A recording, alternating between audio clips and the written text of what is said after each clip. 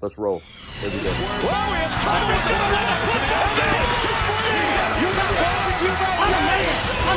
To win, you gotta not lose. Not just different leagues. Well, here we are, everyone.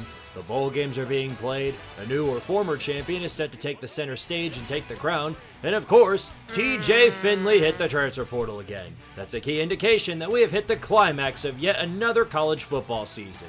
There is a list of 12 teams looking to claim the newest edition of the greatest trophy a college football program can grab, other than the Pop-Tart, of course. And speaking of which, there was a wide select collection of teams strong enough to earn 6 or more wins, but only good enough to make up hypothetical scenarios in their head about how badly they'd sweep the competition and win the trophy for themselves. Not you. For many of the players that have worn the jerseys of our favorite program, they are getting ready to suit up one last time before moving on to the pro leagues or wherever life takes them. Unless you're Carson Beck and just constantly find yourself in a cycle of never-ending eligibility because the NCAA is the backbone of a jellyfish. Change comes for us all. Hell, even I'm going through change. This last semester was the final one for me before I finally got to move on from college and proceed to use my education for something related to the J word. Anyway, enough about me. You're here because you want to hear the long-awaited coverage of your team's success, shortcomings, or lack of either of those because you suck too hard to make it here. Congratulations, you're one of the many reasons they're dealing with yet another change to the CFP bracket. No contributor is bigger than Tank Conference in that regard. Without further delay though, it's time to put the football down on the turf, plant your feet, and unload the past month of college football chaos. With no Florida included. I'd like to salute our military veterans. For the 126th time, the two most prominent military academies of the football world meet on the gridiron. The most recent renditions are more of a Notre Dame strength of schedule comparison than a game that has any bearing on the national scale. But it's football, it's fun, and it's America. CBS would make you think less because they tried their hardest to limit the broadcast along with ESPN. But nothing on this planet short of a literal meteor could silence the power of Blake Horvath. As the years go by, these two teams' offensive schemes become more and more of a fusion between the two. Horvath did well to prove that by becoming the team's running back that could throw the football roughly 5 to 10 times a game. Still more consistently reliable than Tarleton State's little brother and the amalgamation of an offense they bring to every brawl they have. Army averaged 10 passing attempts, and I'm not even talking about just this game. That's just their historical average in effect here. While both teams played some ugly ball, it was ball all the same and led to a climactic finish between two quarterbacks fighting for their lives out there. The Black Knights seemingly had control of the ball game until they didn't. As thanks to a couple of boneheaded turnovers, one of those being one of Cale Hellam's only few throws, the midshipmen quickly garnered the lead by 1 in the fourth quarter. Army, rather than scoring themselves, told the defense to do something to save them from the sorrows of optional offense, which came down to a 4th and 1 at the 2-minute timeout.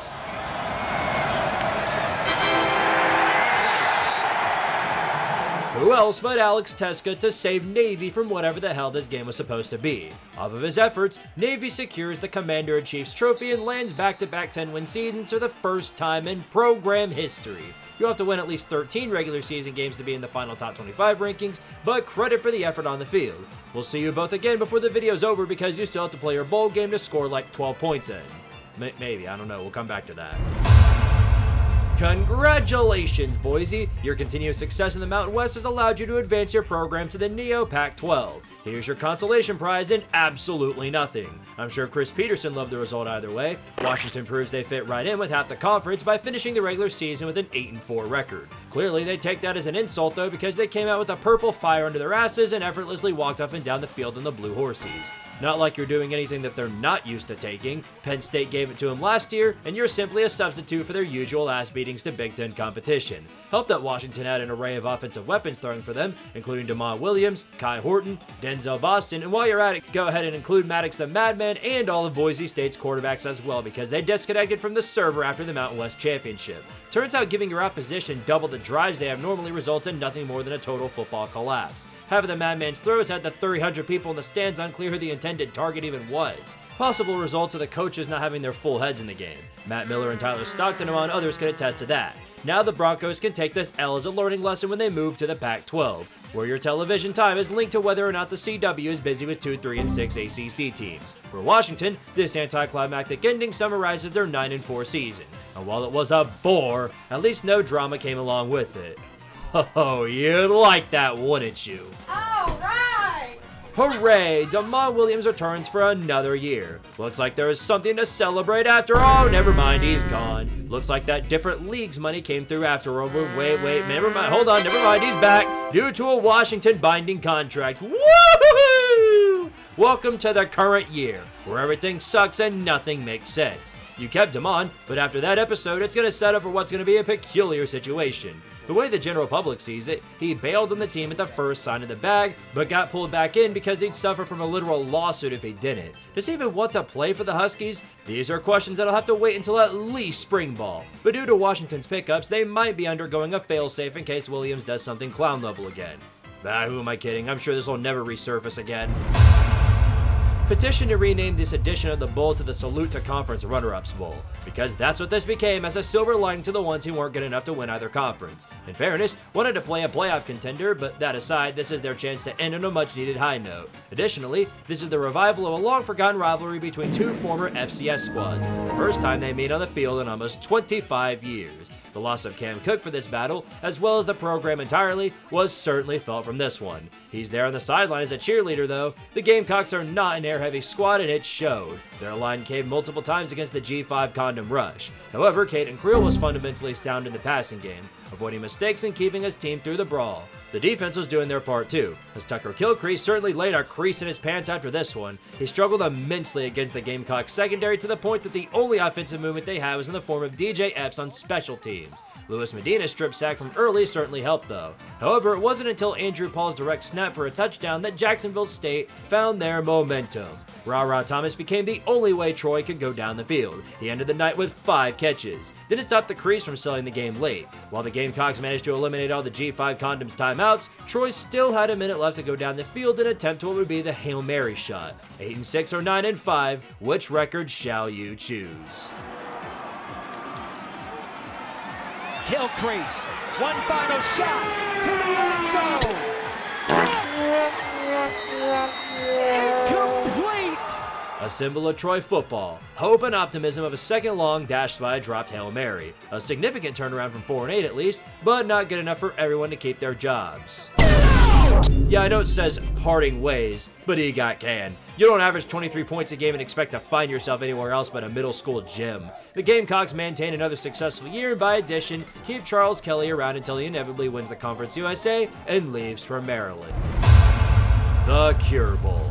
South Florida needs to find a cure for whatever the shit they call an offensive line, but if I had to be honest, a lackluster offensive line letting anything that breathes in is by far from their greatest concern. The coaching carousel took half the staff if not more, and speaking of which, Moore is the starting quarterback since Byron Brown additionally took off for the barn. The same problems he had at Tennessee made their way into this one. He's way too trigger happy and throws footballs without a care in the world. Resulted in lofty incompletions and turnovers that turned the usual heavy-hitting Bulls offense into a version of it married by an OnlyFans girl. Rather than bailing out the defense from their failures, it was the defensive unit and the special teams doing the bailing out for the offense. That being said, they couldn't keep that up forever, and one or the other was bound to make a mistake and ruin it for everyone. And that came in the form of guess what? Called for. And hit a South Florida player and bounces right into the hands of an Old Dominion player. Pain and more pain. Traquan Jones took the momentum and silenced whatever happiness the Bulls had left in them. They'll be quicker than anything or anyone to tell you that this game doesn't exist because the team they put on the field that day was made up of backups and a blend of assistants playing coach for a day. Let's just forget that most of these guys are probably going to be coming back for 2026. But that's Brian Hartline's problem. Old Dominion sneaks to a 10-win season to further stack Indiana's already loaded resume and put a cherry on top of one of the greatest seasons in Monarch history. And Colton Joseph's gone. Trust me, you'll get used to that sooner or later. It's always fun to see a new face in action at the FBS level, but what a run it's been for Delaware. First time in the FBS and they've already found themselves heading to the 68 Ventures Bowl. You were one venture above elementary brain rot and one below true greatness. You need at least 100 ventures to find any other reason to be in Mobile, Alabama. The Blue Hens were stoked to be here in the FBS postseason and made it clear through their efforts on the field. Joe Silver shredded the mildly angry Cajun defensive front for a run game of over 100 yards. Nick Mini Cooper did well to help out his teammates with several marquee plays that got the Blue Hens down the field as well. Unlike many of the other Power 4 teams this season, Delaware came in and actually tried to win the game. The opposing forces remained in stasis until the fourth quarter, where Lunch Winfield came alive and began to make several key plays for Louisiana. Following a turnover on downs, the slightly more agitated Cajuns had one last attempt to go down the field and tie the ball game down 7. They raced with urgency and a need to prove that Billy Napier wasn't the greatest thing to happen to their program. But after a Lunch Winfield run to the 5, they had all but 2 seconds remaining to pull off the bullshit. Last play of the game, Winfield throws to the end zone, tip incomplete. Tried to fit it in there for Jensen. That's the end of the game. The Blue Hens get the win. Well, let this be a lesson to Michael DeSermo. Don't wait until the last 7 minutes to play offense. Hopefully year 5 will help you recognize that. Congratulations to the Blue Hens for remaining undefeated in postseason play at the FBS level. A winning season the first year of the FBS. North Dakota State is really running out of excuses. Just as Delaware has just participated in, Missouri State makes their FBS postseason debut in a bowl game debut titled the Xbox Bowl. And just like Microsoft during the summer, it's full of moral victories thanks to Butch Jones being there on the other side. Although in a baffling twist, he came out today with a little bit more than a moral victory in mind. Jalen Raynor certainly did his part. The air ball of the Red Wolves proved to be too much of a hassle for Missouri State to bother with. Every time Jacob Clark tried to respond, he was dropped behind the line because the protection had more than one hole in it. They let up 9 sacks. 9 sacks. The most of the season and more than enough drops to send the poor newcomers to the Shadow Realm. Corey Rucker hit 4,000 career receiving yards, they controlled the entire facet of the game, and Missouri State fans are leaving to do whatever the hell people do in Frisco, Texas. Seemed like they were setting up to run away with this game, until Butch Jones does what Butch Jones does best, and attempted to coach his team out of a win. Despite being up 31-7 in the fourth quarter, he had no intentions of running the football to ice the game, which gave the Bears ample momentum to suddenly make it a close game. People often criticize the man for playing not to lose, but now here he is doing the opposite when it's least convenient. You even had one Bear make a 60-yard catch while he was missing a cleat. Luckily, thanks to a recovered onside kick, the efforts of Missouri State were ultimately in vain and the Red Wolves claimed the Xbox trophy. It was at the cost of Keith Heckendorf, but you did claim the title. The Bears get a fresh welcome to a new world by being force-fed optimism just to puke it all out at the end. Plus the fresh realization of Texas A&M being the opener for you going into next season. Well, at least your entire team didn't transfer. Welcome to Myrtle Beach, where 2 conference champions battle for the right of not being the part of the worst conference of the 2025 season. Would you be surprised if I told you that Kennesaw State won 10 games this season after only winning 2? Good, because you're probably just as surprised they got dragged for 60 minutes by a MAC champion. Expecting the unexpected is the all too common thing with this conference, so are we really all that shocked? How Kennesaw State went from being able to shut down most run games to suddenly being eviscerated by one is a complete unknown. Jalen Buckley quite literally had his way with the Owls defense all night long. They scored 27 unanswered points and never looked back. Omari Odom tried his damnedest to do something, but the Broncos' defensive front wasn't having it to any capacity. Every time the Owls' defense would briefly stalk Jalen Broccoli, Brock Lowry would then throw a dime right over their forehead. It became very clear very quick that the role of Kennesaw State here was simply a practice run for the Northwestern Horsies. So this is what Maction looks like at full power. Huh, the more you know. The conference blew up entirely, and despite finishing the regular season at 8-4, Western Michigan will end with 10 wins for the second season in school history, a feat last achieved 10 years ago. Just this time, they have a bowl win to go along with it. And a hockey natty for added measure. The Owls have to regroup over the offseason and find a way to keep their roster afloat to keep the momentum rolling. The SEC always has more room for bowl losers. Dave Doran's home turf is where we go next. Home turf is in the location he always finds himself in around this time, playing in a mid-range bowl game early in the December season. Last time we saw him here in the postseason, the NC State Nutsacks did what they always do and rep the conference by losing to whichever low-tier G5 they send out here. This time, however, Dave came prepared. He actually brought an offense to the table, a stunning revelation I'm sure Memphis wasn't expecting. Despite having the same number of completions to attempts ratio, Brendan Lewis and his squad kept shitting the football right back to NC State, which eventually allowed them to run away with this one early. The sad thing is, nobody's impressed in the slightest. Even the Wolfpack fans themselves couldn't give any less of a rat's ass because development, the Dan Mullen word, is a phantom term to Dave Doran, who's been coaching in circles for 13 years and counting. Beating a G5 team lacking a head coach isn't changing an opinion they've been taught to have through years of exposure of mid-offs at noon.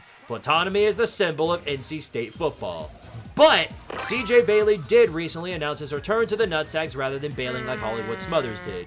So take the good with the bad. Speaking of which, this is NC State's first bowl win since 2017. They'll take that, as well as the incoming transfers from Miami, as motivation for their next 7-6 season. Let's take a detour to the playoffs, shall we?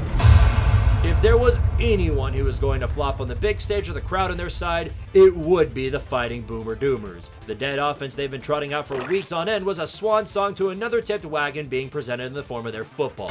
After all, we're speaking from experience here. It's a story we've seen all too many times with Oklahoma, except this time, rather than bringing an optional defense capable of stopping air, they chose to bring the opposite. Additionally, they chose to wait until the morale was at its peak to let everyone down. A 17-0 lead was something any playoff team at home would die a million times over to have.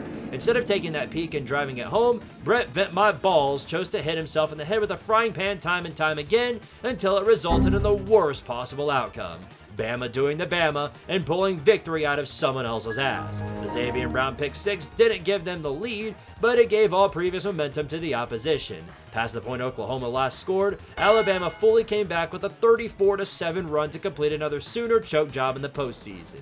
Even the Doomers' most valuable asset in Mr. Booty Shorts was coming up short on field goals. Thus, Oklahoma fulfilled their purpose in the playoffs as always and proceeded to get out. As mad as I'm sure this makes the fans, the Doomers had a year far beyond their wall of expectations. Plus, the greatest news someone from the fanbase could receive.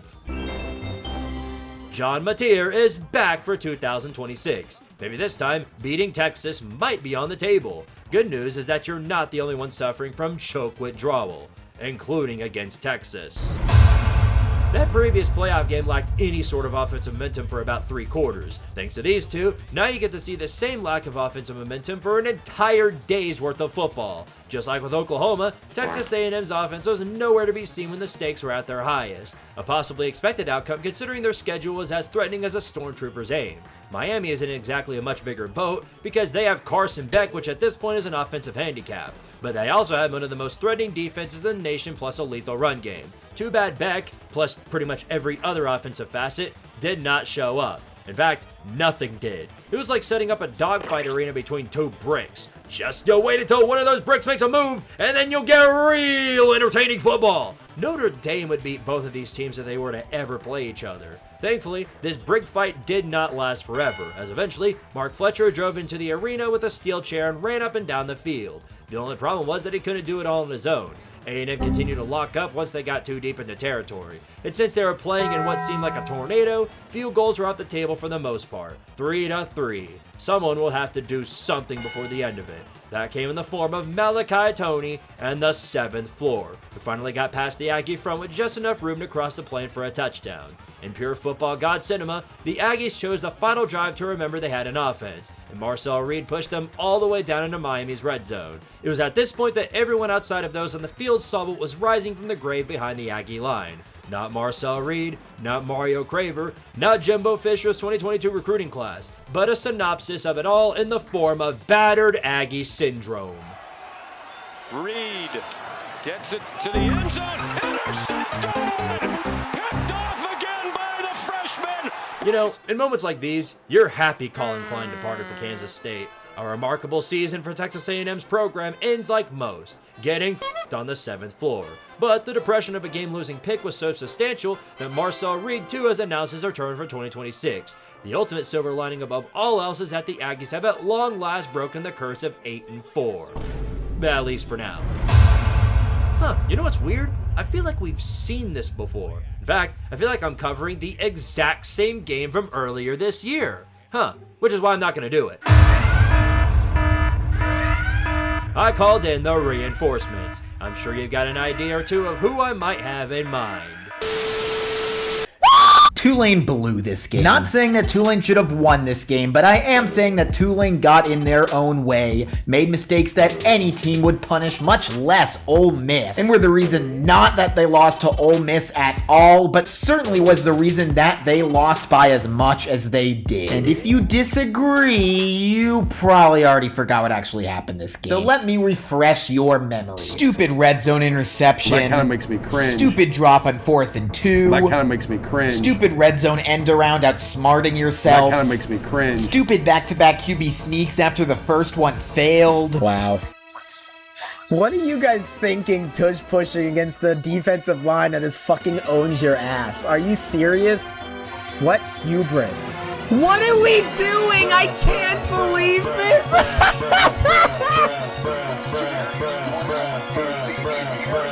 This is all coaching! What were you thinking? Do you have any thoughts? Any thoughts up here besides, oh, what house am I gonna buy in Florida? Again, what hubris? What are you thinking? What are you thinking? A defensive line that has absolutely owned you. And you failed the first time. It's not the players' fault. They did what they were told and it didn't work. Because of course it didn't work! Anyway. Stupid fumbles. That kind of makes me cringe. Stupid going away from Jamari McClure when he was gashing Ole Miss's defense every time he got the ball. That kind of makes me cringe. None of this supports the argument that Tulane was untalented or didn't deserve to be there. They wouldn't have been in the positions to make those mistakes if they were untalented. But you can't have that many fuck-ups and expect to be close against the third best team in football. And look, Ole Miss was going to get theirs offensively, and they certainly did. But quite frankly, Tulane's defense held their own long enough for Tulane's offense to get back into the game. Chances Tulane's offense emphatically rejected. It sucks, but it was still a fun season, the entire college sports ecosystem dragging Tulane's name through the mud for a solid month notwithstanding. I rushed the field twice. We beat Darian Mensah's ass. Tulane is back atop the AAC, and fuck, Tulane made the college football playoff! Tulane did! Kick, whine, scream, and moan all you want, but you can never take that merch away from us, pal. Is SEC is greater than Group of 5? Wow, hot take in the chat. James Madison should feel proud of themselves. Despite having all of the odds against them, they won all of the games they were supposed to, while most of the other teams in their league fell apart before the finish line. They won the Sun Belt also. Congratulations! Alright, now that that's over and done with, thanks for coming out. Serve your true purpose as a bye week for the Duckies. This game was over faster than you could say BYU was better. Dante Moore had his way with the poor secondary, and they couldn't do shit about it. Alonzo Barnett got thrown down by the Oregon front so many times, I'm surprised he was still breathing by the end of the game. It only took the game 1.5 quarters for it to go from a sports spectacle for a national title to a live execution. It felt like a practice run for the Ducks, because the talent gap was just so insanely large. The whole practice run thing really came to fruition in the second half.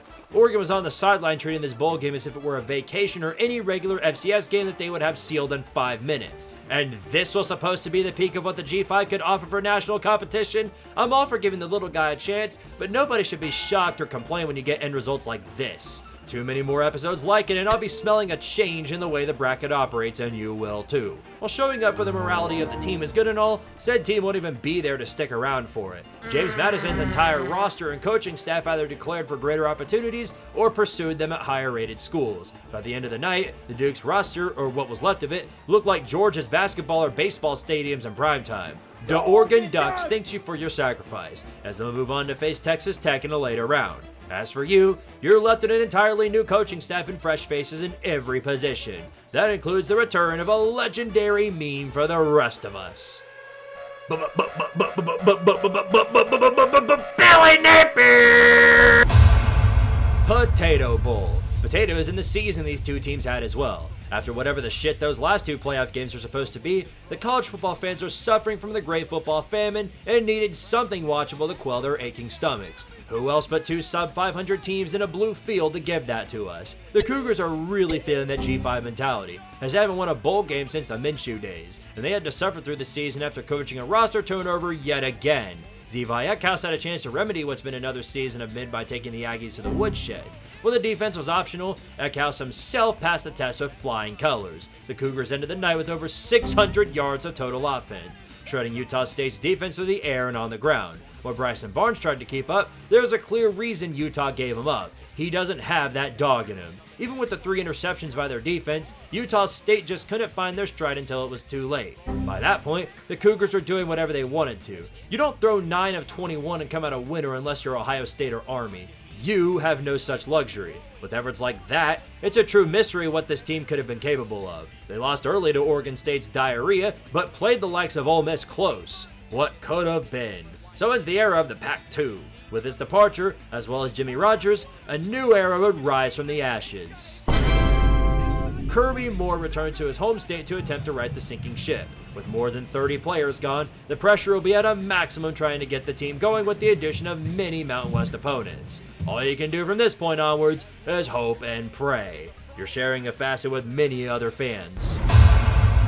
In an ironic twist of fate, playing Toledo in the Baked Beans Bowl is probably the most memorable season Louisville has had since the days of Lamar Jackson. Like always, they played up to higher competition and down to the dumps of the conference. And like always, they ended the season with a mid-record and a mid-bowl game to show for it. Kings of turnovers and Miller Moss would be looking to end his career in college without living up to that name. If nothing else, he did succeed in regards to that, throwing for 2 touchdowns with 0 interceptions or fumbles. He went out on that high note. Kajon and Isaac Brown both ended the day with over 100 yards. If Toledo wanted any hope of repeating what they did against Pitt, they were going to have to maintain the guard on the run, and they failed the task miserably. Then again, this is just the football gods paying you back for whatever the shit that 6 overtime game was last season. Redshirt freshman Caleb Osborne couldn't do anything to try and establish an offensive game plan against the might of Cleve Lubin. However, he kept them in the fight off of his legs. The Rockets launched themselves in the fourth quarter. 19 points were scored in the final period to make the fight far more competitive than beforehand. However, despite the fight they put on the field, their efforts were in vain. And they knew that. That's why they drew up every penalty in the book trying to drive the ball back in their hands. All it did was piss them off. Really piss them off. The Cardinals end the year off with their 3rd straight 9-win season. Jeff Brom has done well to establish Louisville as the same role that Purdue played in the Big Ten. Spoiler. Just look at what happened to Miami. Remember when Western Kentucky got the boot from the Sun Belt? I'm sure it's moments like these where memories like that are far too clear. Southern Miss has no doubt been given new life. They managed to get back into bowl status with full intent of making it something more. However, Western Kentucky had other plans in mind. Specifically, Maverick McIver, who outright bullied the Golden Eagles secondary for what seemed like most of the night. I say seemed because you wouldn't have known that until the final quarter of play. Southern Miss with Braylon Braxton seemed to take control of the game. Their offense was keeping the Hilltoppers at bay, and Western Kentucky's defense was getting shredded apart. As someone who saw The Walking Dead, it wasn't the first time I saw a hilltop burn. However, this did not last forever as previously mentioned. McIver eventually locked in and the defense did their part as well. Despite leading the nation in interceptions, the eventual crash and burn they inevitably suffered was what led them to this bowl in the first place. I doubt the fans feel too bad. They went well past expectations and have a coach who feels like consistently winning. That's far more than what you could say about the Golden Flashes. See, now this is true development from Mr. Development Dan Mullen himself. Nothing says continued success like representing the Mountain West 2 years in a row as the runner-up. It's too bad the offense couldn't catch the same memo. Usually it's a Dan Mullen defense letting you down at the end of the day. Might as well let the other side have a turn every once in a while. Just like he did with Kyle Trask, he set up Anthony Calandri at a bust in the postseason. His performance today makes Virginia's miraculous season look less coincidental. If you hope to come out on the winning end against Parker Navarro, you best bring a better game than whatever he presented. It looked like the Reds spent all those extra practices training on how to give Megan Mullen the best kisses rather than anything football related. The undisciplined ball saw on the field made me think that they were playing the Idaho State French fries again. Only with Dan Development Mullen can you see a tight end hit stick their own running back into submission on a potential scoring play. Additionally, the defense eventually caved and Ohio stomped on their optimism. Saban Guerra ended the night with 150 yards on the ground, Chase Hendrick capitalized the season with 1,000 yards on the year, and the Bobcats clinched yet another bowl win, their 7th in a row. As for the Rebs, they end the year with 10 wins in the Mountain West Player of the Year, entering the portal for Nebraska. With the quarterback room as vacant as USC Stadium, they would have to adapt with the pickup of Jack in the Box Arnold. Okay, so it's still vacant. Before Christmas Day, of which we'd get gifts and share time with our families, we got to share time with the Rainbow Warriors and the Rainbow Warriors again.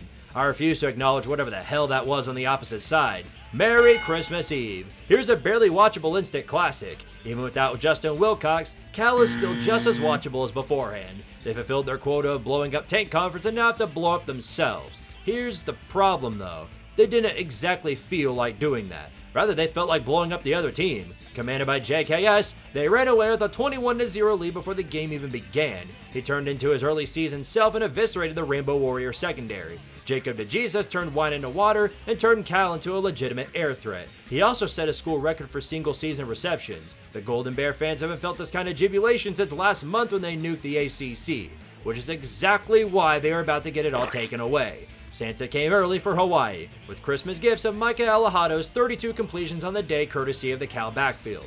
Just as quickly as they were out of it, they're back in it. Merry Chrysler. But don't catch your blessings yet. A bag of coal is waiting to be sat right on your forehead in the form of JKS now running it down your throat. He took your timeouts and your lead. Bah humbug. But wait, you've got a minute left to go down and take it back. Bah humbug to Alahado, said Ebenezer Injury Bug. 15 seconds left and a dream of the backup and Luke Weaver. You'll need a very merry bullshit to pull this one out. He'll look to throw. He's going to the end zone. Merry Christmas. The trap was set and the rope was set ablaze. Glory be thee to Hawaii. Clinching a 9-win season for the first time in 6 years, the Rainbow Warriors have all new momentum heading into their next season. The Golden Bears really thought they had a chance here. Don't forget that this team also beat Stanford. Why weren't they recruited by Tank Conference? We just got past the Christmas season and the Northwestern fans are trying to avoid being gifted another heart attack going into postseason ball. The revelation here being that they actually tried to avoid that this time. After all, it's rare we get anywhere past November, we're still talking about Northwestern. The branding and the program fit the label together at least. Nobody knows what either one does to their niche. All that aside, Northwestern got to run their victory lap for managing to get to 6 wins this time. Luigi wins by doing absolutely nothing. The Chippewas are clearly new to this too, because they play like they've never touched a bowl game in their program's history. They fumbled the ball 7 damn times. This shit hit the football as many times as me in the toilet after my Chick-fil-A milkshake. Did it occur to them at any point in the game that they might want to maintain possession of the football? UMass could have found a way to win with that many extra possessions. By the time the fourth quarter hit, the commentary of the game sounded less like football and more like a debriefing of the Great Depression. 5 years and counting for Central Michigan and a bowl win. For Northwestern extends their winning streak to 6 for bowl games, one of the highest in the nation. North damn Western is doing that. Might be for a while too. As with every odd number season, Northwestern will be right back in the Big Ten abyss, so enjoy that feeling while it lasts. Holy hell, could you have made your season any more predictable? It's honestly impressive how easy it was for all of us to figure out what PJ Fleck had planned for 2025. The answer for that is the exact same thing as every other year. 7-5 in a mid-tier bowl at the midpoint at the end of the bowl season. If you thought Northwestern's bowl run was impressive, Minnesota under PJ Fleck is undefeated. A full 6-0. Just like their season cap, they're looking for their 7th win. But this New Mexico squad, as illustrated by the jerseys they've chosen, is built differently this time. Minnesota play like they're looking for their 8th win. Disastrous. Drake Lindsey was saved consistently by New Mexico's brick hands and inability to catch anything, both on offense and defense. It was slow, aggressive, gritty football. Even Coy Parrish, the golden weapon of this squad, couldn't stop himself from shitting the football. The marquee factor for the Gophers was opening up the Darius Taylor run game. It's a blue moon rarity that Minnesota devolves into an air raid and comes out the winner. Luckily, Taylor was able to get several key runs in that kept the Lobos at bay. Again, partially because New Mexico dropped every potential Drake Lindsey interception. A much-needed kick return touchdown by the New Mexico special teams tied the game in the final quarter. Following that play, both offensive forces became victims of the defensive rushes. It ended with a predictable outcome. More football. Chaos overtime in the bowl game slate. It was from this moment the Gophers got the realization that they belong to the best conference status-wise now. They mustn't let them down under fear of being sent off to the Mountain West. Holding New Mexico to a field goal, either they could tie it themselves or attempt to pass for the win. Imagine the shock here if they actually do end up throwing. Lindsey on 3rd down, looking that way, back in the end zone. What a diving catch by Smith! Unreal to win it for Minnesota. Well, holy shit. Minnesota won a football game off the pass. All they needed was Jalen Smith to pull an Omar Cooper and catch one of the greatest ones of the postseason. Off of that, the Golden 7 winners move on to their 8th win of the season, and PJ Fleck gets a 7th one in bowl season consecutively. See you at the exact same time next year, except for Coy Parrish. First responder is right. The first response from me is to switch to a different channel. We knew FIU had serious problems to address on the defense, but my lord what a nightmare this was that unfolded for them. They started out so strong on offense too, garnering a 14-0 lead before doing the state of Florida football way and letting their entire fan base grovel in pessimism. The Roadrunners offense has 2 different moods in any given game. unstoppable, or dead on arrival. Today, they chose the one that scored 48 on Tulane. It was a traditional Owen McCown ass-whooping. 38 unanswered points for UTSA following FIU's punch in the mouth. They ended the night with the most points scored by a single team since the Bulls' inception. The Panthers haven't been to the postseason in 5 years, and just like their pro counterparts, they do what's expected of them and embarrass themselves on a national level. As if allowing 38 straight points wasn't embarrassing enough, they turned the ball over 5 times, including a pick that went back for a bowl game edition of the Pick 2. Took a half for every male past the age of 20 to take the interest off the game itself and focus on the FIU goth cheerleader in attendance. Probably the most relevant thing the Panthers program has had in the current year. Depressing. UTSA's bounce attack and history performance from McCown powdered a convincing victory and secured a 3rd consecutive bowl win for the Roadrunners. If they somehow keep this run up, they could very well be the next team to get 50 scored on them in the playoffs. Wait a second. Haven't we been here before? Pittsburgh as a favorite in a bowl game battling against a G5 school post another regular season collapse? Huh. Wow, that sounds eerily familiar. I wonder how so. And if even you don't know about it, good news. I know someone who does. So you really want me to talk about Pitt football, eh? Come on, man, I'm trying to enjoy Penn's hockey over here. Fine, I'll talk about the Panthers pitting the bed once again. In southwestern Pennsylvania, there's no greater tradition than Pitt losing to a non-Power 5 team in the biggest moments as a 2-touchdown favorite. It's usually falling victim to Maction, but the AAC works too. Shit, we can pretend it's the Big East all over again. What do you think happened today, kids? Pitt abso-fucking-self-destructed. I'm not even exaggerating. Watching this pathetic excuse for football makes me feel like the team straight up didn't give a shit. More than double ECU in first down, significantly outgained them, hold them to 2 for 15 on third down. The Pirates, without a shit ton of their starters, doesn't matter.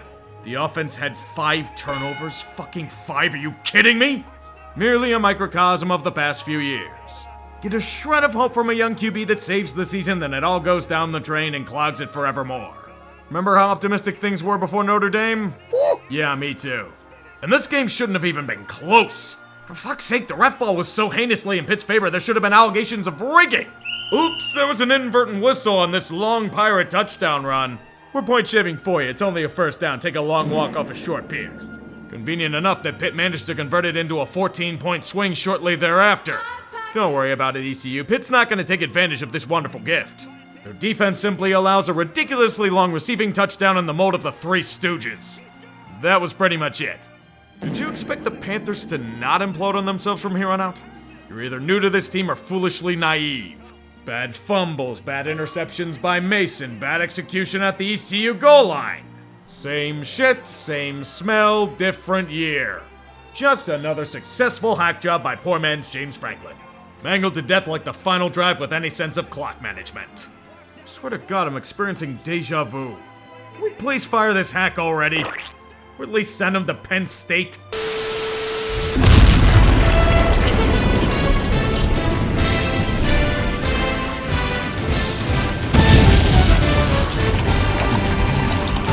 Not an elite football team. As bad as the seasons have been for both of these terminal disappointments, the worst part about it all is that they have to play again. The Penn State Cyclones don't really have much to play for. The roster that remains for them in this game are playing to end their careers the right way or use them as leverage for when they move to another school, like Virginia Tech, for example.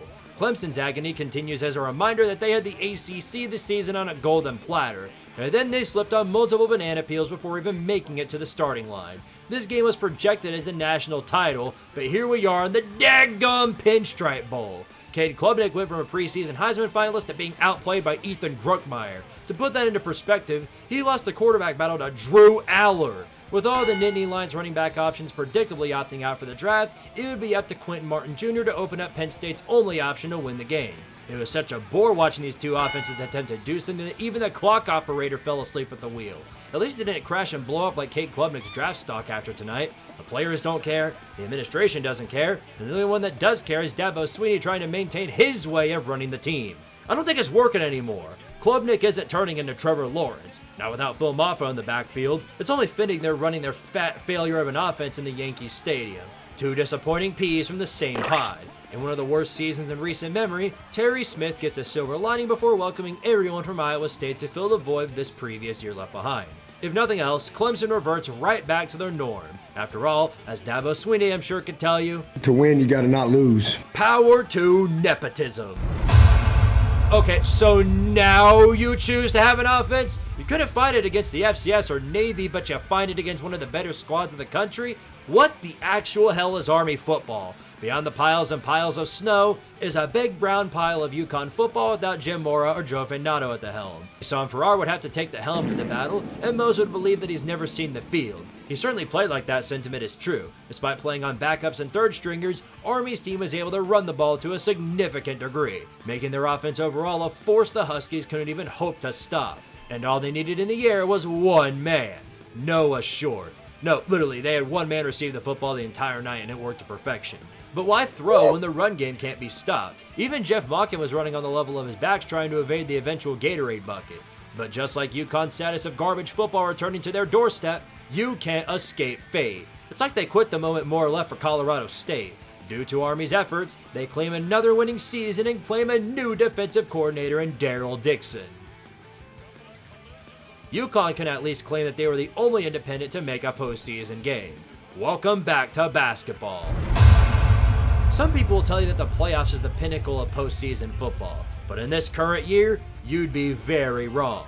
Nothing is more significant to the common college football fan than the theatrics of the Pop-Tart Bowl. This year sponsored by Notre Dame fans' tears. The football gods from the heavens brought us a good one this year. And that's good because we almost never even had the game. But when the Irish declared themselves the biggest crybabies of the 2025 season, they took their ball and left. Thankfully, Georgia Tech subbed into battle against BYU, and both of them cared a whole lot more than most teams about the outcome here. That was obvious when most of the team's big playmakers stuck around for the game. Haynes King having a good game or a bad one makes or breaks the Georgia Tech squad. It's been like that since the dawn of time. What happens when he has a mid-game though? You get an episode of Cardiac Jackets is what you get. The Bear additionally played in this game, lighting up the Georgia Tech defense through the air with 300 yards. They joined every offense Tech has played against in regards to lighting up the stat sheets. The game was blow for blow until the Cougars did what they seemingly do every game and blew themselves up on special teams, leading to a turnover and a piss jacket touchdown. Instead of switching to a run-heavy squad with Jamal Haynes at the helm, the Jackets sent out King to sling the football time and time again, leading to turnovers, squandered drives, and the Cougars doing what they couldn't against Texas Tech: move the ball. Don't worry though, the Georgia Tech run defense will certainly hold their own like they have all season, said nobody ever. Bachmeier keeps it on the ground. DeMooney, touchdown, got in. Well, similar situation as always for the Piss Jackets. It's Haynes, King, or perish. Even with 3 timeouts, they've had no interest in running the ball in the regular season, and that's not going to change here either. The Cougars recognized that instantly and pounced. GG's. On 4th and long, King taking a shot downfield. Got a man, it's caught!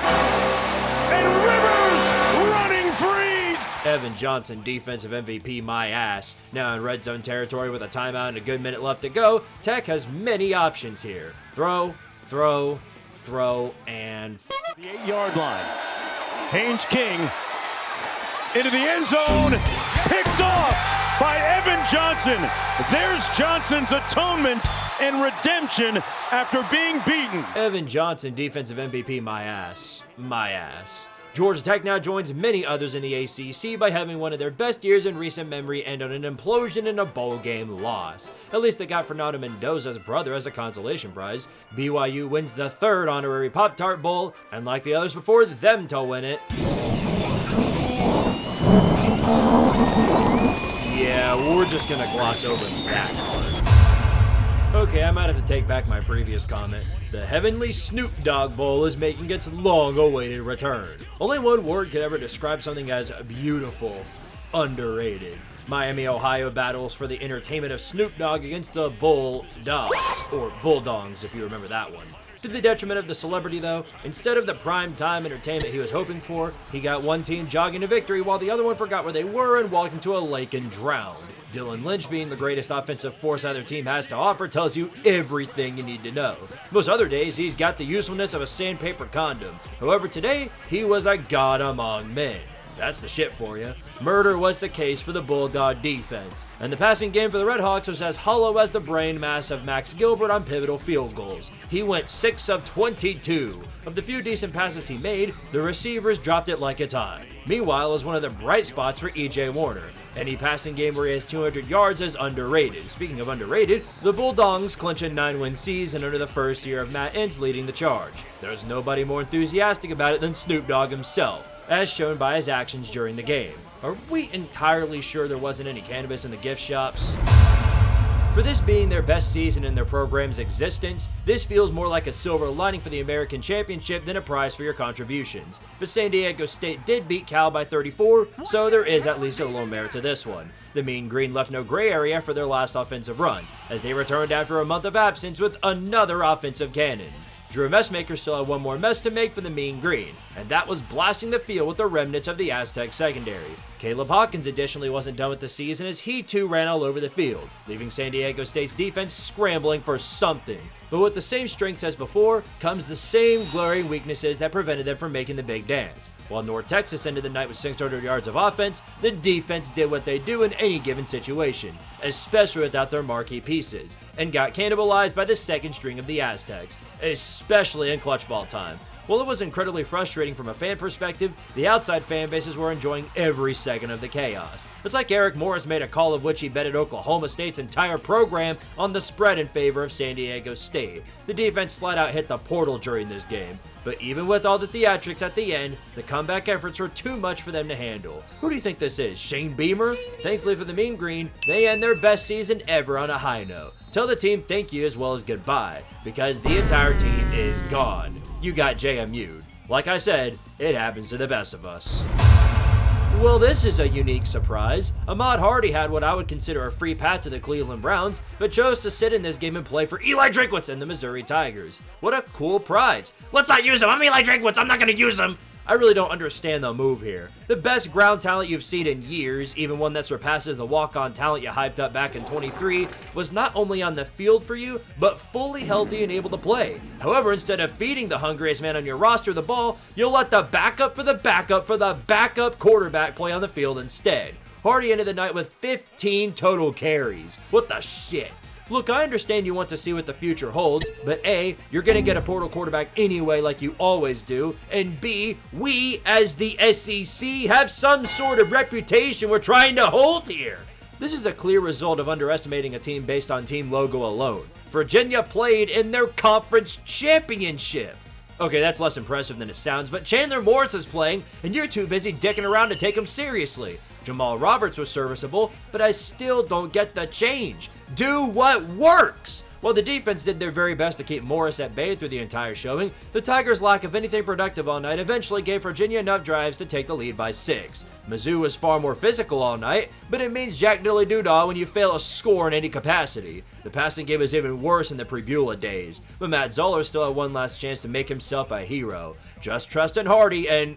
Wait, where's Hardy? They do snap it. Zoller's on a rollout. He's going to hunt for the sticks himself. Did he get there? The true freshman right at the line to gain. Trying to keep the game alive for Missouri. Stopped. He's out of bounds short. If this spot holds, it's a takeaway on downs for Virginia, and Eli Drinkwitz can't believe it. So let me try and wrap this one in my head. You bench your best player on the team on a pivotal 4th down with this being your final drive? Boy, I bet Penn State fans are taking a big sigh of relief right now. Wait a second, hold on one moment. Mizzou has all 3 timeouts. Virginia got too conservative. Somehow, someway, they have life again. This might be divine retribution for the missed Hail Mary against Vandy, or better yet, another chance to make Drinkwitz see. Flash effect and hit the ground. So Brett Brown floats left, tosses one in the end zone. Incomplete. Well, you know, it could be worse. At least it wasn't a Virginia home game. Then you would have gotten trampled like Squirrel White did. When your roster is reduced to your 4th-string walk-on quarterback, you're just glad the season's over. If that isn't enough, Ahmad Hardy is somehow returning next year to the chagrin of SEC defenses. Not because they're worried about him, not like Drinkwitz is going to use him, but rather now their team can't poach him out of the portal. Also, the SEC is 0-2 versus Tank Conference in the postseason, at least right now. You'll never see a fan base quicker to tell you about the future than today's LSU fans. With the signature pickup of Lane Kiffin and many of his staff pieces, along with several significant transfers, so much so they're number 1 in the portal rankings now, they've already started talking about next year's inevitable 3-loss season. It's the perfect time for the Cougars to bullshit their way to another win by the skin of their teeth. But good news for LSU fans, I've ragged on you too much, and now that Kiffin is your problem, I'll get plenty more time to do so. Here's someone who might be able to understand your struggles better than I can.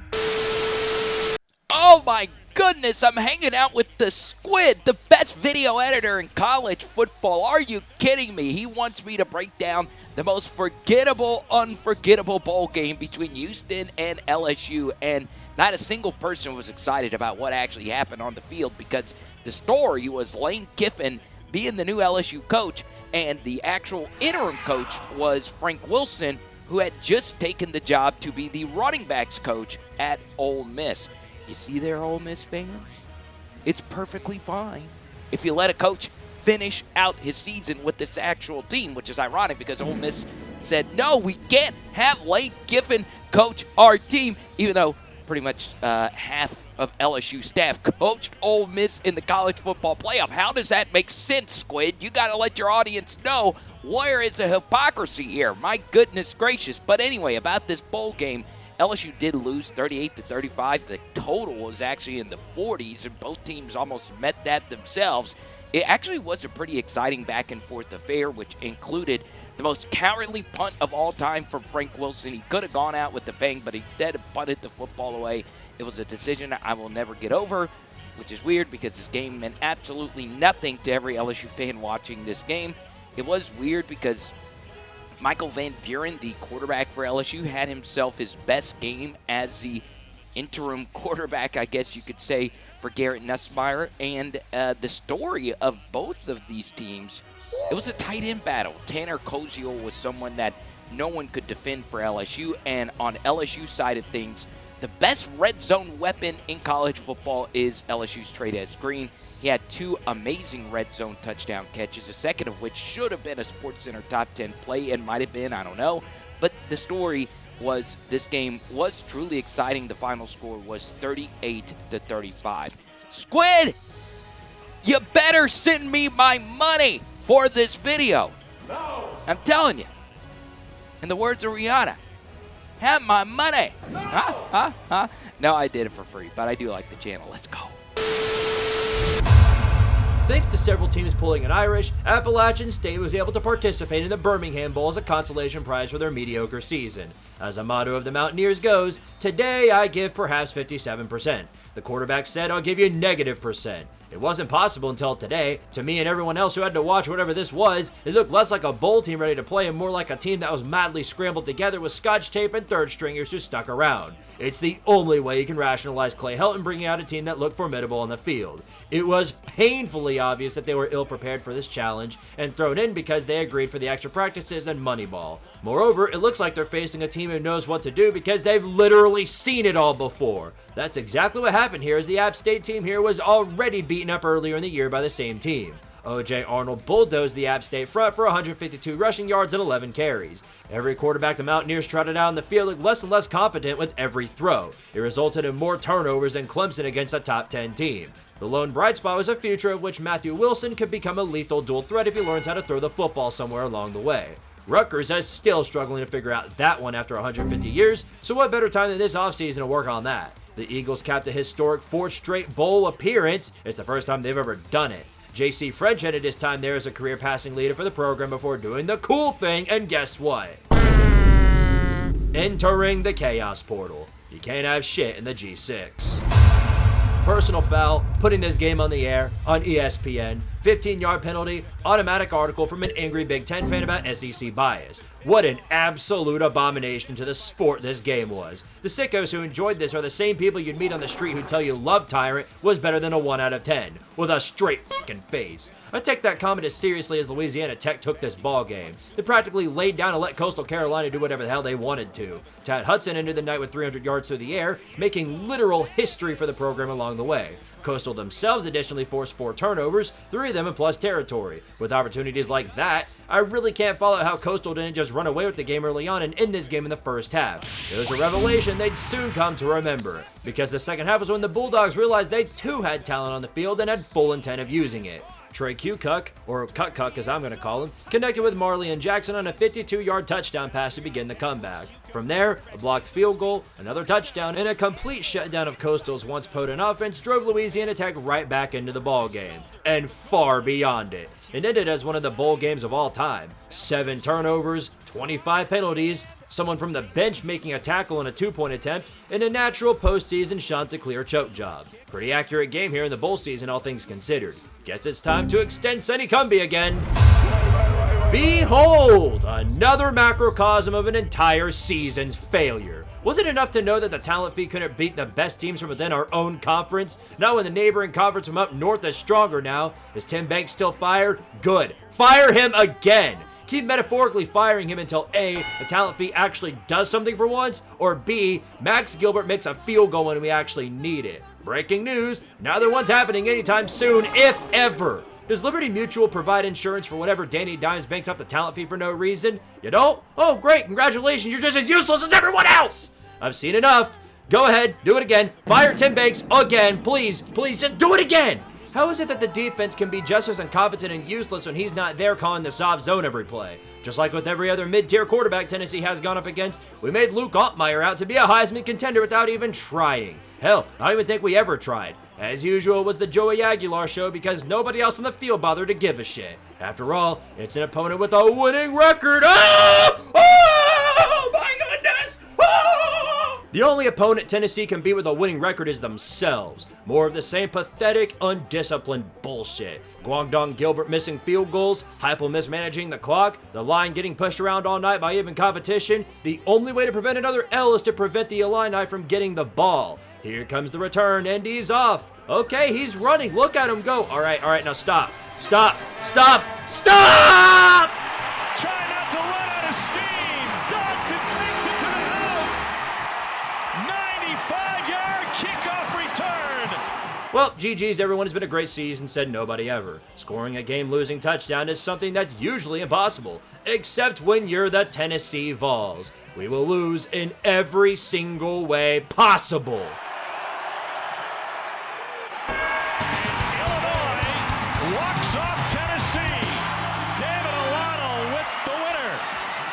Thank the Lord, it's finally over. I can breathe knowing that I don't have to watch any more of this putrid football HIV until next season. I say football HIV because saying anything else would imply that this isn't permanent. Good luck, Jim Knowles. You're gonna need it with this defense. Good Lord, even our basketball team's a disaster now. But don't worry, guys. Don't worry. Guess what? We just raised the talent fee yet again! So this time, going into next year, it will finally be the year that it all comes together.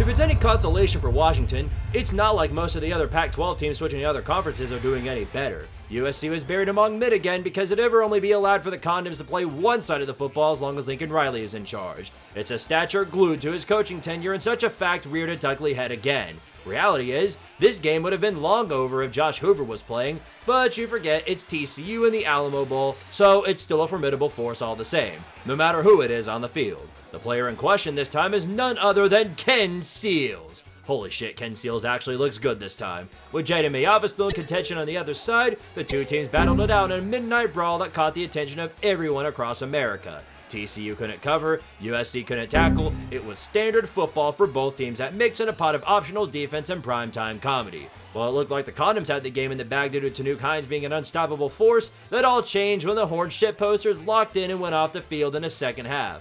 Jeremy Payne scored on a 5-yard run to cut it within 3, and in any given situation where USC is forced into a 3-and-out, it sets up for the end of the line for them. Luckily, Sonny Dykes' conservativeness forced TCU to settle with a field goal in midnight postseason chaos overtime. USC began their drive with a pass interference call on TCU, setting them up for an easy goal line touchdown on first down, or second down, or third down, or oh shit, you really f***ed up now. You're leaving it to a Lincoln Riley defense. It's so over. Four-man rush. Scanning the field. Under pressure. He's sacked. All the way back to the 38-yard line. Wait a minute, no it's not. Give this man Cameron Crawford a beer. He might have just sealed the game in your favor. Just avoid pulling an Arizona State, and you're set up for the 10th win of the season. Seals with a check down. Makes one tackle. Scoots down the Lincoln Riley. The game is not over. The game is not over. The game is not over. The game is not over. The game is not over. The touchdown is good. The game is over. And now they say the touchdown is good. That TCU can officially celebrate. Boy, I bet you're real glad you have that recruiting class as leverage right now.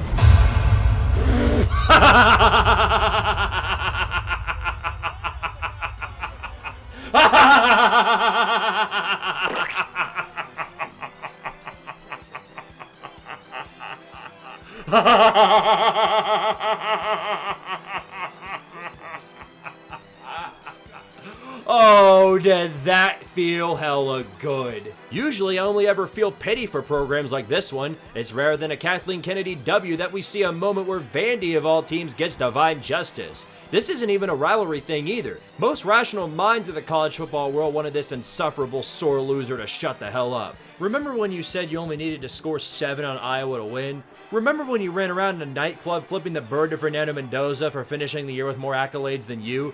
Remember when you constantly claimed you were the best and nobody dared to surpass you?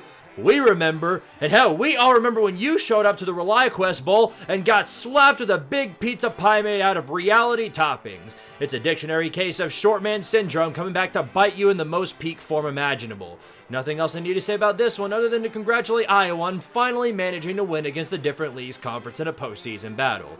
That day was coming for sure. What's wrong, Pavia? No Heismans?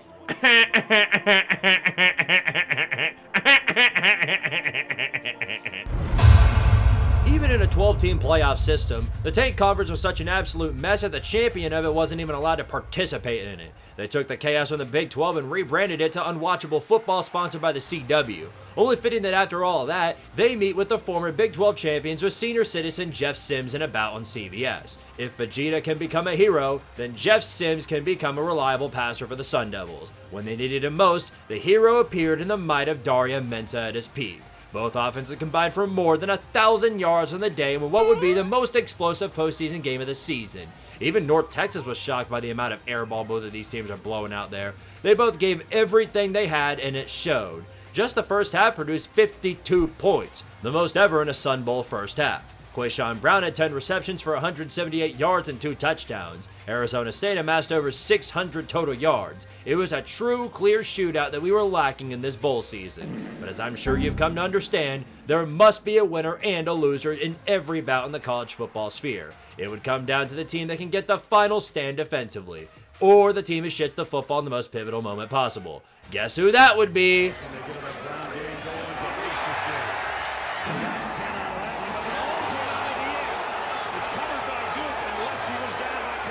It's like the team from last year never left in spirit. Still blows an extremely winnable situation, with the dagger coming afterwards.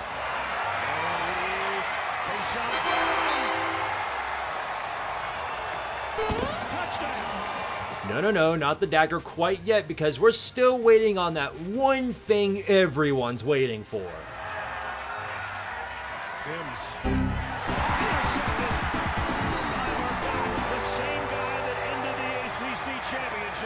And there it is, Jeff Sims' game-losing interception, coming live to your television since 2020. In terms of quarterback battles, the Sun Devils may have lost the battle, but they certainly won the war, for they're not having to deal with what came afterwards for Duke. $6 million in the making. With the departure of Duke's morality, we have to additionally say goodbye to another man who's been part of everyone's lives in the college football space.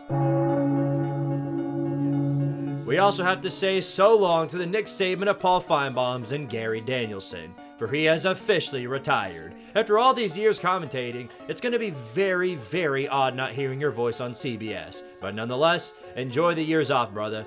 You could have at least waited until I was done. After everything that's happened in the last 2 years between the latest news on Connor Stallions, plus the unspeakable atrocities of Sharon Moore, I'd consider it a W for the Wolverines that they're even allowed here. Regardless of whichever punishment you believe the program deserves, the football gods thought to pay divine retribution to them in the form of Arch Manning going absolutely Manning-style apeshit. He finished the night with almost 400 yards and 4 touchdowns. No matter what Michigan's defense tried to do to counter him, it always ended with him going past them to further advance the 2026 Heisman arc. Who'd you think he was? Jalen Milroe? He didn't even have to do all that, and he still would have won the quarterback contest by default. Michigan's natural QB room in any given situation is something you'd see out of Wisconsin. They're all game managers without the game to manage. Who'd have ever thought actually attempting to block for Arch would result in miraculous things? Crazy what happens when you decide to take that seriously. Proves that Texas could have very well been a contender had they decided to show up against a 4-win Florida. Please try and blame the SEC grind for that shortcoming. See how that goes. Either Arch comes out next season and wins the Heisman, or the team overall wins the Disappointment Bowl. Flip that coin, why don't you? As for Michigan, they got what I would consider the best possible ending to their coaching search. Wait, didn't he retire? Well, guess that $8.2 million a year is enough to drive anyone out of that state. At least you're not stuck with Burger King, like we all thought was gonna happen. Speaking of Kyle Whittingham, what many thought we were going to see here was a Las Vegas Bowl. Instead, what we got was a glorified scrimmage in favor of Utah. Why? Because Nebraska's team body is on 2 broken legs, a broken neck, a broken offense, and their balls have been missing since week 4. Moreover, the only 2 elite playmakers they had both decided that they didn't want to play for this one of which is no longer wanting to play for them entirely. Dylan Mahomes' departure meant that you have to find a new main man in the form of TJ Laqueve. With this being the first season in history that Utah ended the regular season with a healthy quarterback room, he stood no chance against the Ute offensive rush. Defensive coordinator Morgan Scallywag had a lot to prove in this brawl, and he wanted to show that he can lead off from where Whittingham left them. Turns out he can lead them beyond that too. I say that in the sense that they have once again found the air game. They usually only ever show that against Southern Cal. Dampier ended the night with 300 passing yards plus an extra 150 on the ground. He had the type of game where he'd end up on any Heisman reel in America if his name was Devon Manning. The dual tight end system showed its stripes here as well, with 200 yards receiving between 2 of the tight ends on the squad. If Nebraska's administration was ever smart in their lifetime, they would have stayed in the Big 12 so they could get beat down in conference games instead. Would have made their potential path to a ranked season possible. Ironically, this was their best season in the last decade. Really tells you about the state of the Cornhuskers right now. With a cornucopia of new coaches, you have a lot of time to find a new quarterback and an offense worth my left nut. One of these days, you'll be where Miami is right now. In the meantime, enjoy hypothetically being back. The results of this one were once again a macrocosm of underlying issues within Ohio State. The Cotton Bowl is a clear representation of the soft schedule they were handed in the regular season. To no fault of their own, of course, but that schedule failed to expose the flaws that Ryan Day and his staff could have seen before this game. Indiana, however, did see those flaws in the Big Ten Championship. Say it as you will, but Julian Sayin was a Heisman finalist on team morale and strength of record. He wasn't even the biggest contributor on the team. Far from it. I better stop the slander now or I'm bound to summon him. Oh, damn it. Well, too late for that, I guess. Alright, have fun. So, we got upstaged by the fucking Hoosiers of all teams in Indianapolis. Only took them 3 decades to get one over on us, but we really beat ourselves more than them beating us. All we gotta do is take care of business against Miami, and it'll be fine. Yes, I know they beat Texas A&M, but it's the Aggies for fuck's sake. If they were playing James Madison, battered Aggie syndrome still would have been running wild. Besides, Carson Beck is incredibly inconsistent at quarterback. Him going against a defense who hasn't given up more than 20 points this year spells doom. Shit. I guess we forgot to mention our offense has sputtered and shit itself early in nearly every single game we've played in this year. Despite having Jeremiah Smith playing like a god, everyone else is fucking up. Carnell Tate, he's doing fine, but he's not fully playing up to his potential. Bo Jackson, good luck establishing a run game against that wall of meat in front of you. Julian Sand isn't even getting a chance either because the offensive line is leaving him to die every other passing play. Not to mention that Matt Patricia defense that was so deadly this year is going full Matt Patricia. Like Detroit Lions Matt Patricia. It's fucking pathetic. The Buckeyes got a solid second half in them, but that wasn't enough to slow down Miami. We got fucked by Greg's third leg, and Miami wins the game, fueled by a cocaine-induced Michael Irvin whipping a Gatorade cooler on the sidelines. At least I think he's on cocaine with the way he's been acting. It is Miami after all. I was pissed off about it in the moment, but we did beat Michigan and we won the national title last season, so it sucks, but it could be a lot worse. Wait a minute, we hired a Yinzer that shat the bed with Aaron Rodgers to be our new offensive coordinator? I know Matt Patricia and Chip Kelly worked out, but this is a hell of a reach for Ryan Day. I swear to fucking Christ, if he ruins sand and blows our final season with Jeremiah Smith, there will be hell to pay. Really? Really? Your best season in program history. The pinnacle of the art you brought to college football. And that's what you give us to watch? $25 to $28 million just to drop a fat donut in the biggest game of your program's lifetime. Even in the daytime, the lights got way too bright and showed in its result. They had nothing in response to the Oregon defensive rush. They kept blasting Baron Morton the whole game, and they could even open up the run. And on the few times they might have had some movement, they shit the football right back to the Duckies. You want to know why Jacob Rodriguez didn't get in as a Heisman finalist? Because he could have had the best game of his career tonight, and it wouldn't have helped them in any capacity. You need a lot more than 11 tackles to get your team in some sort of scoring position. Well, at least now you know how BYU feels. I've seen Tortillas throw with more energy and poise than anything I saw from Morton in this game. The Red Raider fans would be quick to tell you about injuries, but I thought that wasn't a problem. You were just fine when the defense was bailing you out of every problem you ever had. Holy hell, you and all the other Texas teams have something in common now. What the hell was Matt Ludwig doing while watching this? Eating toothpaste? The national media will cry about JMU and Tulane not putting up much of a fight, but at least they scored on the first strings. This was the result of a lack of preparation and an outright reminder to the Ducks of what they had to deal with last season. They dare not make the same mistake going into this year. We'll move on to the semis where the Red Raiders attempt to buy another Big 12 championship. With Brendan Sorsby now coming to Lubbock, the odds have been raised exponentially. Just next time you make it to the big dance, try and contribute at least as much as Michigan State. Up until now, I've never seen a playoff game put someone on the hot seat with how horrendous it was for the common man to watch. I think this might have just ended that streak. We already know how desperate Alabama fans are to go back to the Saban days or watch Talladega to drink the pain of a one-loss season away. But at this point, I don't think any 150-proof shine or 500-lap track is washing this one down. How naive we were to think the domination arc of the one lone undefeated team of this season's college football run would stop as soon as they got into the big dance. We've seen Alabama lose football games times aplenty. But I can't remember a time in my fanhood where I saw an Alabama team get outright atomized from the word go. They got outright Hokkai'd from the playoffs because by the end of the game, there was nothing left of them. Fernando Mendoza plus the dual back system was far too much for Alabama to handle. But a lot of the reason they got erased like they did was because of the line they sent after Bart Simpson.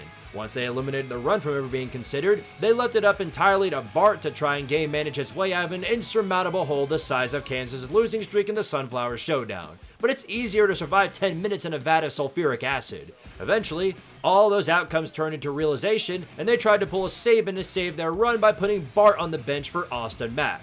While he had more life than anything else out there, their life energy was already sapped long ago. And all the while during the Dixieland destruction, Kirk Cignetti only had one emotion. Pissed, pissed, and even more pissed.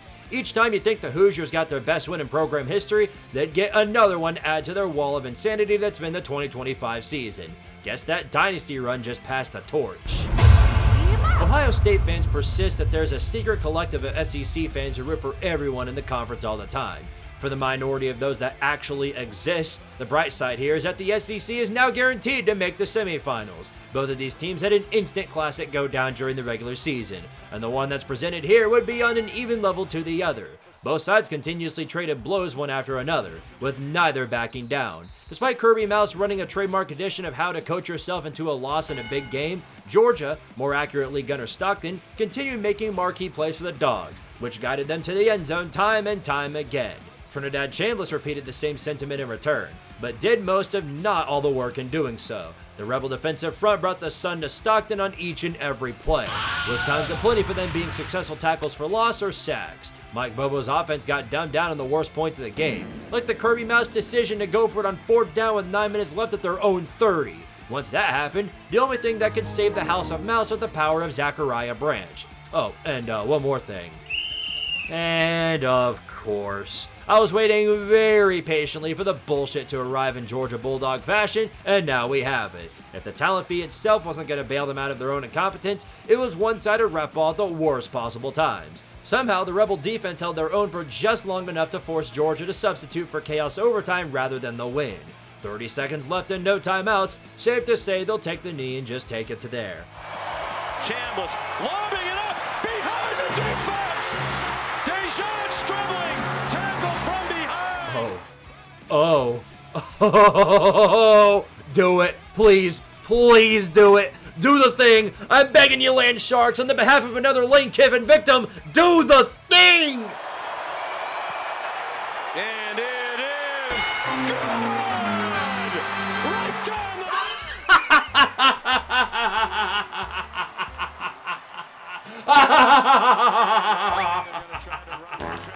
M-I-C-K-E-Y-M-O-U-S-E.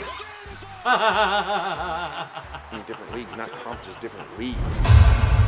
While the stakes here are a teeny weeny bit lower than the playoffs, it feels just as good for either one of these two to come out with a postseason win. But just like Appalachian State, the food school is only here simply because there was open space and they opted to take the spot for themselves. They got extra practice time, and that's worth noting because that's the only thing they got of this game worth noting. They sent out 3 different up-and-coming quarterbacks out there in an attempt to see which rotting fruit would be the best to consume next season.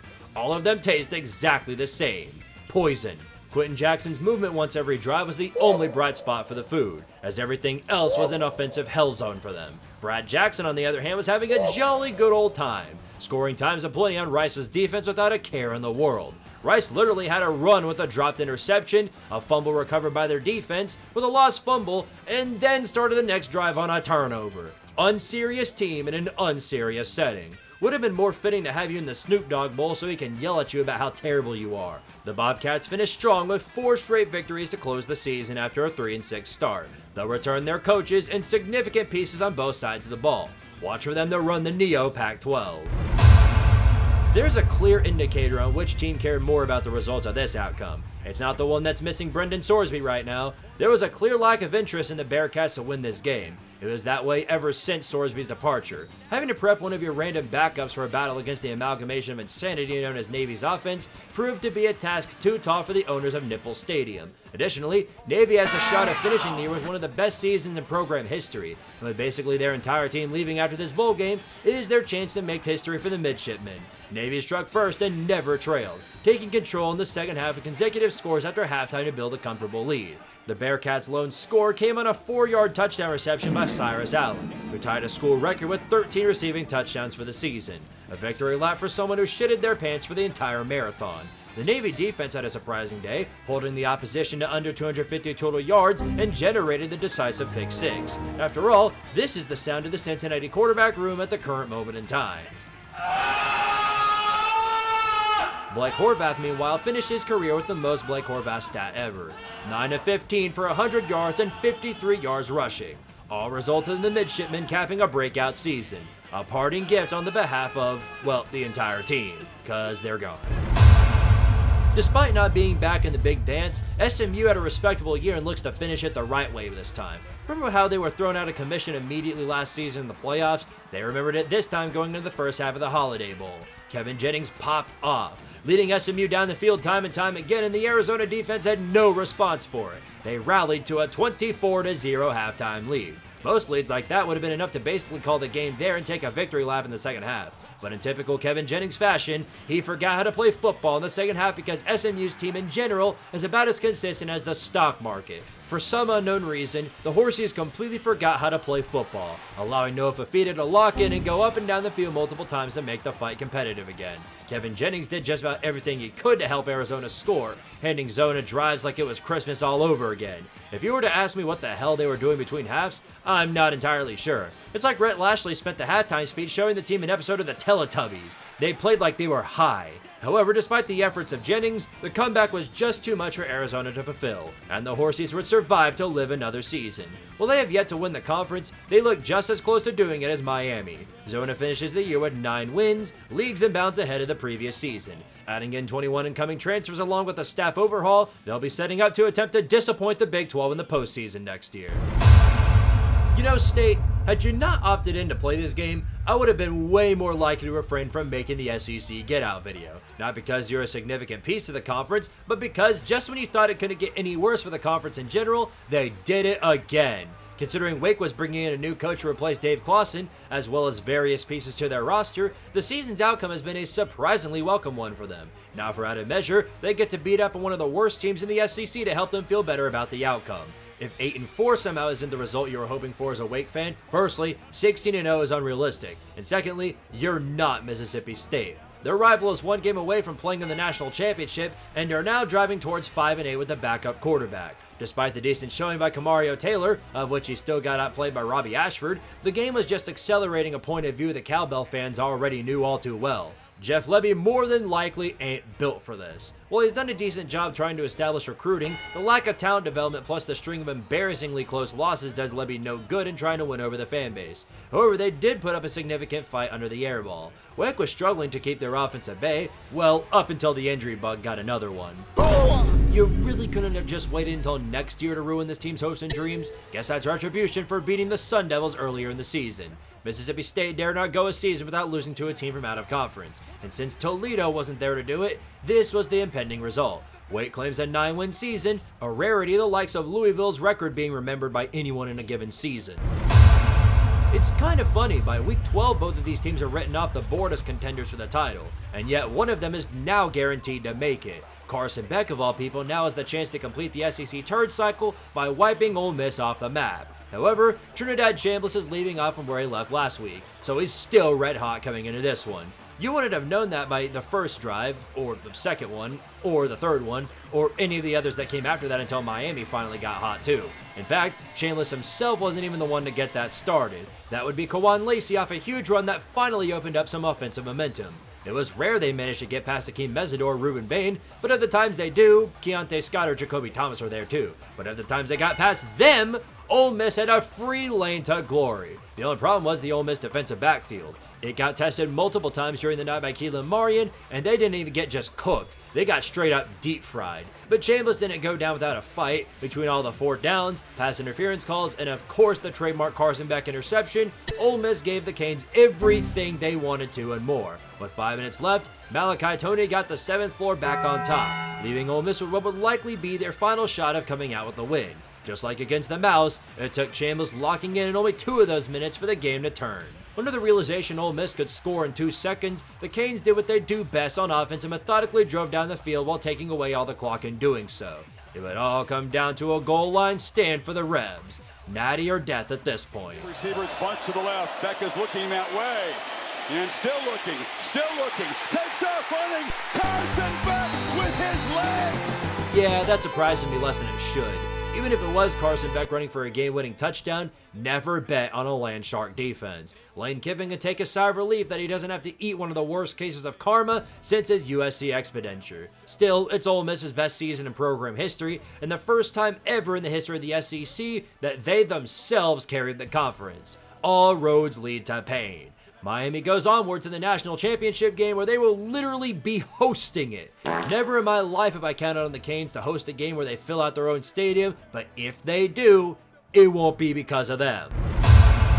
We all remember how the last game went. Oregon walks into a big game with big stakes, gets overconfident, falls apart faster than you can say 0 natties. I wonder if they've learned anything from that. The quick pass is intercepted.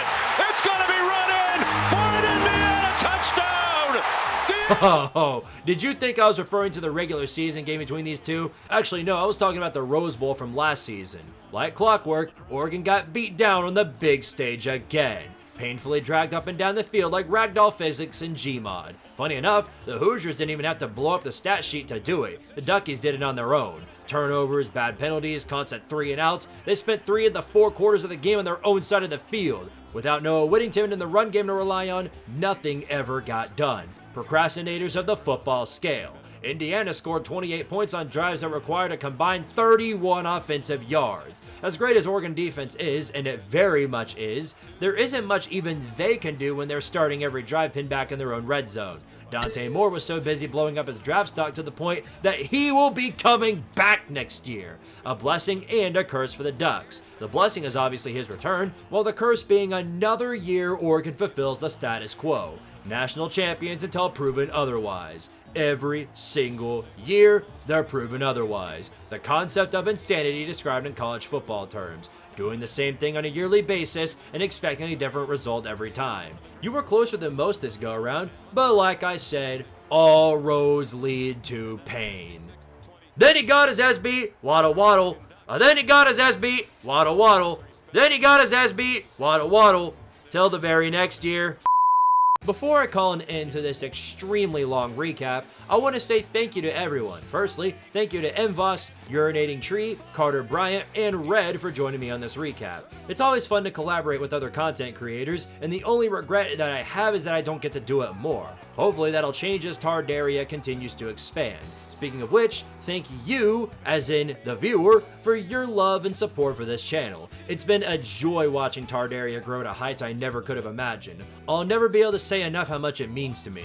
As I mentioned at the beginning of this recap, my life has taken a significant turn as I am now officially moving on to adulting. The first milestone is finding a sponsor or a partnership for this channel. If you've got any ideas in mind, I'd love to hear your thoughts. Before I depart, I do have one final award to give out. Most of you already know who and what that is that's winning it, but we do have a crown for an official 2025 Clown of the Season. And to the shock of nobody, it's Penn State. And the remnants of their recruiting class are all too happy with that news. And that's going to do it for me, so until the next one, which should be soon, make sure to like the video and subscribe to Squidtard Sports. I plan on making weekly content for you guys to enjoy along with everything else. Plus, make sure to check out my other channel, simply called Squidtard, where I do gaming streams and other fun stuff over there. So, with all that being said, thank you all for your love and support, and of course, power to Tardaria! Come on, you really thought I was done? Let the ultimate chaos begin. Well, here we are. Through every trial, every tribulation, every hype, mundane, or outright horrific moment of the season, we've made it to the final dance. The brawl for who can claim the prize of college football immortality. A worthy send-off for Lee Corso since both rosters are as old as he is. Oh, and by the way, I called it! Look at the stands, it's somehow mostly Indiana fans in attendance. That and Miami stalling out on their first drive of the game are both of no surprise. Expect to see that times aplenty in this one. Fernando Mendoza's time in the pocket was significantly reduced to his regular time frame, as the Canes expectedly brought the Miami sun on every play. The backfield played locked down and Mendoza was getting pressure on many of his passing plays, reverting their offense to mainly out routes and screens. Not enough to keep them dead on offense, but they wouldn't be able to Georgia TCU this one. The Hoosiers took the Canes down on multiple attempts to end the first quarter with a 3-0 lead. Now their team could establish any sort of run game, and this is especially a problem for the Canes who breathe off the run game. Eventually their defensive physicality gave in before the half, setting up the Hoosiers for a long methodical touchdown drive to go up 10-0. But Miami responded with their own methodical drive. Converting a fourth down at least gets the opportunity to make it a one-score game. The opener, that was from 47. This is from 50. And it doinks off the right upright. Well, shit. Nothing else, not many teams hold the Hoosiers to 10 at the end of one half. Unless you're Ohio State. Or Iowa. When the second half began, the 7th floor defense went right back to fucking. Mendoza went down multiple times and set the Canes offense up for this. Good job corralling number 10, not letting him get loose. Fletcher breaks free. Mark Fletcher in a foot race. Miami touchdown. And now we have a game again. Now that we're reaching the end game of the season, it's at this point that both teams begin to stop the conservativeness and start taking risks, including Carson Beck throwing a trademark. Sorry, I don't know what that was. Nothing says risk-taking like something you could do on the special teams. Wonder how that'll go. Dylan Joyce back on. Blocked! In the end, it blocks the punt and falls on it for a touchdown! Isaiah Jones on the recovery! Boy, that is a real bad time for rare Miami special teams miscues. Learned it from the best, right, Louisville? Even with that block punt touchdown, the Canes still had life in them and were willing to show it. Another long drive with several big catches and runs set up the Canes to cut it within 3 going into the final quarter of the season. Mendoza was starting to really feel the pressure, as the team that rejected him was making their mark on his confidence. Indiana did everything they could to open the spread offense. They marched down the field, taking as much time off the clock as they could before something beautiful happened. He's going to take off and run. Mendoza weaves his way first and goes diving toward the end zone. Touchdown! Well, yes, Fernando Mendoza does indeed have the balls of the Sun Sphere. How'd you know? The Canes were now running very limited on time. They'll need Tony, and they'll need him now. He's got it on the pitch. Tony breaks free. Malachi Tony spinning, scoring! Miracle 1, putting the ball game within a score. Charlie Becker and Ramon Hemby showed their clutch bone on what would be Indiana's final drive, but a touchdown here would be all the difference between sealing it and not. Well, they wouldn't quite make it all the way there. They got another 3, made it a 6-point game. Miracle 2, a touchdown with an extra point wins it all for Miami now. 2001 was the last time they reached this peak. It hasn't been much less since you made it here. Miracle 3 lies upon what Carson does in the final moments of the game. So the question becomes, is it time yet? I mean, we're almost there. So any time now. Tick-tock. Wait for it. Wait for it. Wait for it. Back, steps up, lowers down speed, intercepted! Jamari Sharp makes the pick to clinch Indiana's first national championship. Scriptwriters, that was cinema. How could you have written the Carson Beck ending arc more climactic than that? You may be living on the 7th floor, Canes, but remember that you're stuck in the 9th ring of hell until you win the ACC. And you still haven't done that, by the way. As for the Hoosiers, they've done it. They run the gauntlet through the entire season to become the one and only team to ever go undefeated in the CFP era. Additionally, they've become the second 16-0 team in history next to the 1894 Yale Bulldogs. Kirk Cignetti wins. Google him. I feel it's best to end this video out with one final omen to our newest champions, by listing off all of the program's newest accomplishments in the Kirk Cignetti era. So go ahead and strap yourselves in for this shit. It is my honor to present the 2026 College Football National Champions, Coach Kirk Cignetti and the Indiana Hoosiers!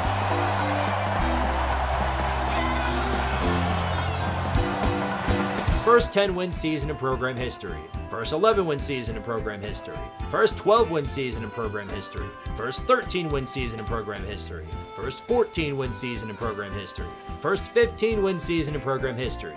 First 16-win season in program history. First 16-win FBS season. First perfect undefeated season in program history. First top 5 matchup in program history. First game of the century in program history. First win over the #1 team in program history. First time being the #1 team in program history. First Heisman winner in program history. First time beating Ohio State in 37 years. First time winning the conference outright in 80 years. First playoff appearance in program history. First playoff win in program history. First bowl win in 35 years. First Rose Bowl win in program history. First time beating Alabama in program history. First Peach Bowl win in program history. A 27-2 record in Kirk Cignetti's 2 years as head coach. And of course, first national championship in program history. Congratulations, Hoosiers, on surviving the chaos. See you next season. Yeah, it's pretty simple. I win. Google me. And how funny is it that our clown of the season was the closest to beating them?